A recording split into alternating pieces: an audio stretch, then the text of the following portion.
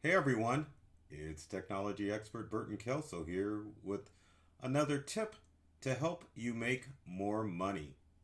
Hey, my fellow service professionals, I'm here to give you tips to help you stop working for free. That's right, we as service professionals sometimes feel guilty of doing work at no charge, and we have to stop this practice because it's affecting our businesses.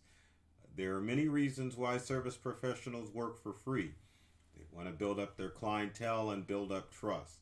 Maybe you're just soft hearted and you see people in dire situations and you want to be able to help them out. Or maybe you just aren't taking your business serious enough and thereby you're just giving away free time. But you've got to stop it because you're in business and it's your job to make money with your business so that you can grow. And of course, without money, you wouldn't be able to pay for stuff like tuition, utilities, food. So it's important that you start taking your business seriously and stop working for free. Why? Well, there's several reasons why you should stop doing that. So, reason number one is you've earned it. That's right. You've earned the right to run a business and to charge people money. That's all what your business is about. Charging people make money and obviously trying to make a profit for your business. You definitely need to focus on that. If you have spent years at your craft, it doesn't matter if you're an IT professional like myself, a plumber, a photographer, lawn care, appliance care, doesn't matter. You've earned that right to charge money. And reason number two is that you are worth it.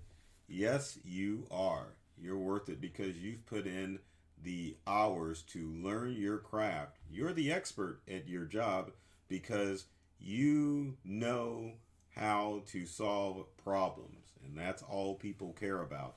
If you're able to go in with your business and solve people's problems, you are definitely worth the hard earned money that people need to pay you.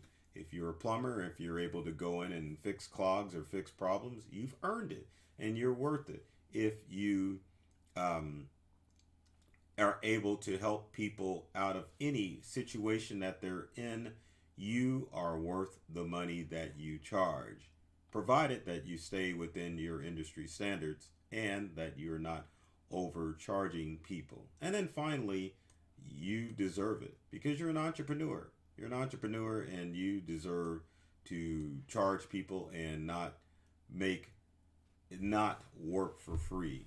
I know it's hard for many of you out there to think about that, but in my industry with IT services, especially since so much of it is knowledge based, many problems can be solved by just answering a simple question. But in doing so, it definitely brings down your worth as far as a entrepreneur is concerned because people will start to look to you as far as doing free work and they won't value you as a service professional. So it's always important to receive some type of monetary compensation when you perform work because if you're giving it out, then people just won't respect your time or even your efforts when it comes to work. Another thing that service professionals don't think about when it comes to free work is that it ruins the entire service industry.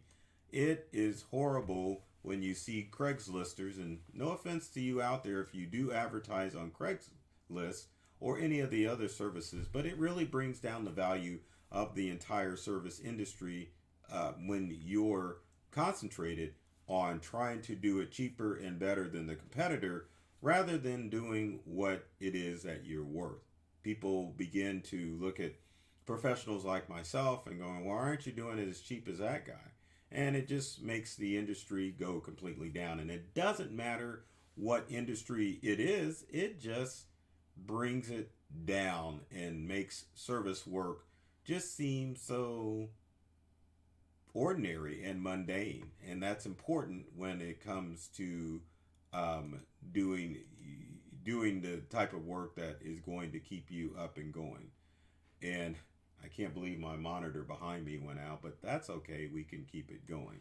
But the other thing that you need to look at as far as the whole industry is concerned is even though in certain industries you've got competitors, you want the industry in a whole to be seen as a professional industry. You don't, we don't, I shouldn't say you don't, we don't want it to be where people expect all service professionals to just cower down and not do any type of work. So make sure that you are making somewhat of an effort to keep the service industry professional and making sure that we're all being fair as far as our pricing is concerned. So, what are the things that you can do in order to make sure that everyone knows that when they call you for your service that they need to be expected to be charged? So, tip number one is to set terms with all of your new customers. And this is important because it can be some confusion as far as how you work. Some people may expect you to charge a flat fee if you show up. Some people may expect to give you pizza and beer if you come out and perform service at their location, or even if they bring it into your service shop.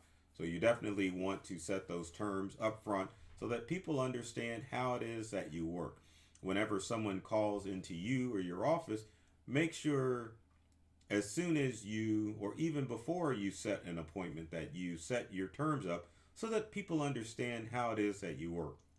Do you charge a flat rate? Do you charge by the hour? What is your rate of service? That needs to be let up front so that you so that people don't misunderstand what's going to happen when that transaction happens, because regardless what type of service industry business you're in, no one wants to deal with or have to experience sticker shock when it comes to having to deal with service. So if you set the terms up front as far as what's to be expected, then you won't have any problems as far as collecting payment. It's also a good thing in your terms if you expect payment when you're done. Are you going to be nice and you're going to invoice people? Truth be told, regardless what your service business is, when your work is completed, you probably should expect an invoice at the completion of services. That way you're not having to wait on receivables coming in and that everything is cut and dry. Also, in that terms of service, you probably should include terms as far as what type of warranty you're going to offer with your work. So if you aren't going to offer any warranty, make sure that is in your terms of service so people understand that if you come out in service and they've got to call you back, that you're going to charge them another fee.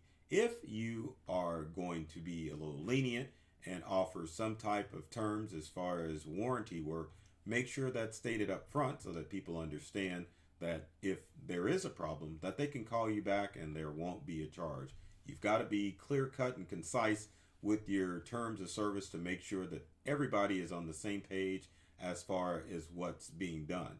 Now, to take a step back as far as your customer base is concerned, you want to make sure that if people call and ask you for free services, you have some explanations as to why you are charging them. Number one, they need to understand that you're a business. So yes, you have the right to charge too. Now, in our business, we do managed services. So we have managed service customers that we work with. So they're paying us a monthly fee in order to get unlimited tech support. So it's not fair for Joe Schmo to call the office and expect us to remote in or to walk them through an issue when we have other customers that are paying for our services. And you may have the same thing in your business. So make people understand that that's how you're doing business. Part of your terms of service as far as customers are concerned.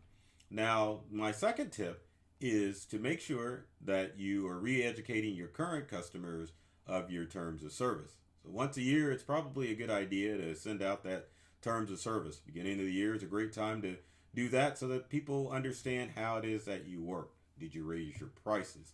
Are there customers that you have done free services before in the past that now you've decided that everyone needs to be on the same page?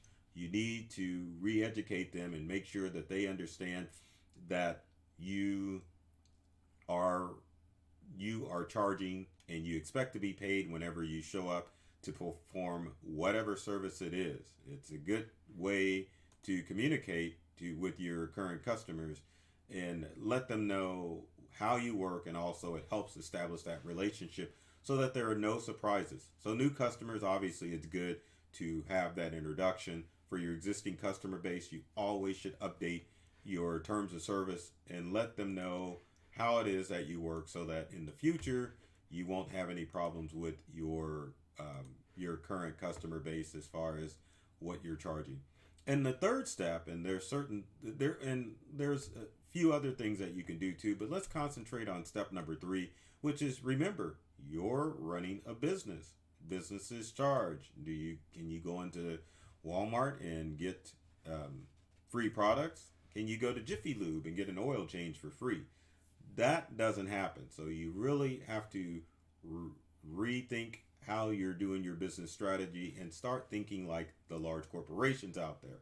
They make money because they charge for services, but at the same time, you have to think of yourself as a business and not a hobbyist.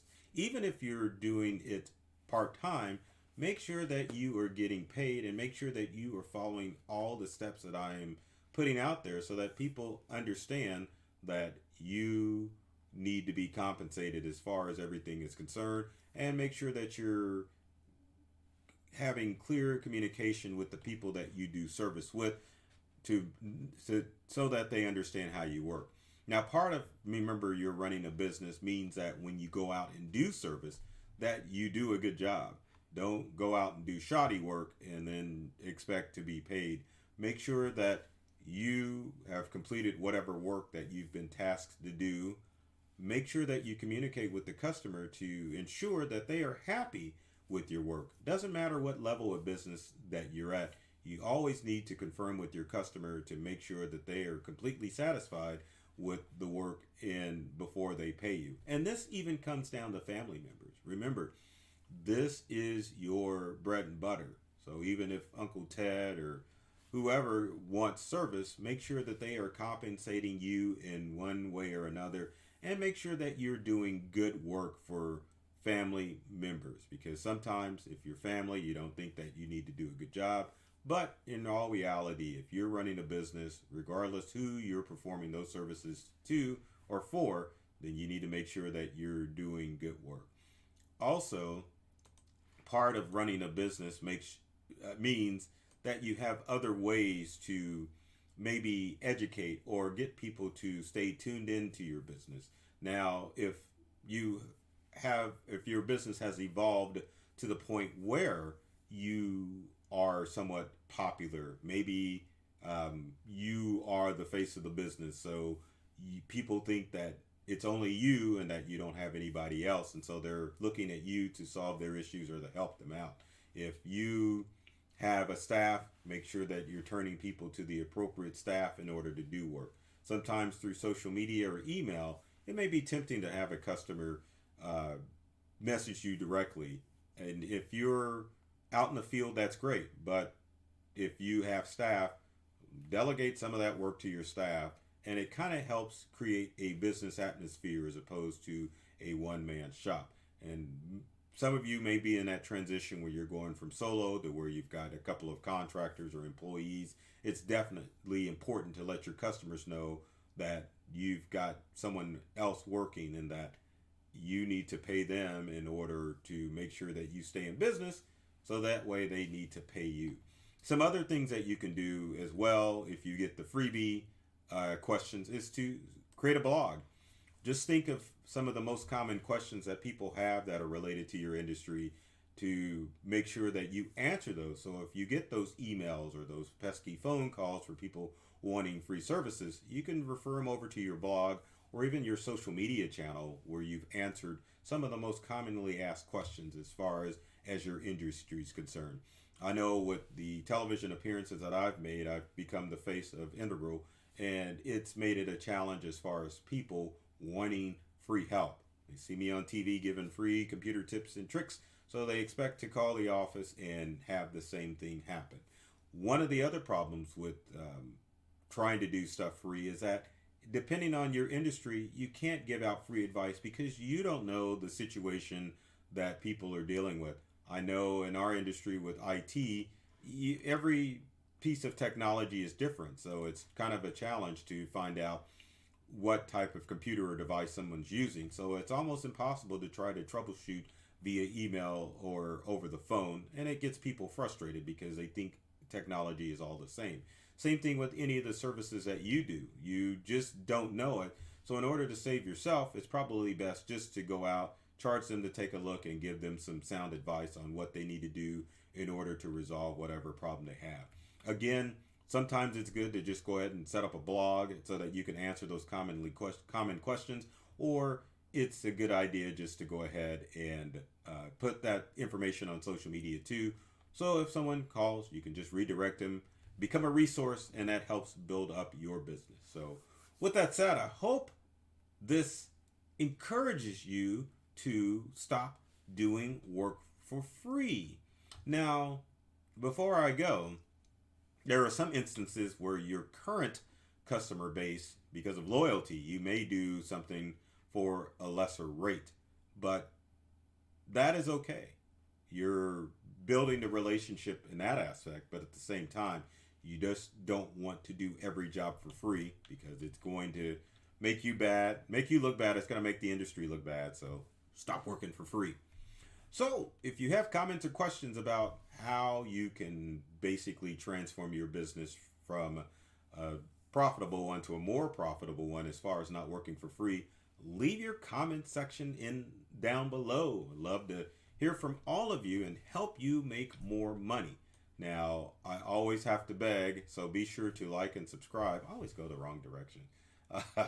This video, and of course, all of the social media channels for Integral and myself, Burton Kelso, the technology expert. So with that said, I love technology and I've read all the manuals, and I'm serious about making technology fun and easy to use. And I'm also serious about helping other service professionals make more money. So take care of yourself and do many things to make you smile. And thanks for watching.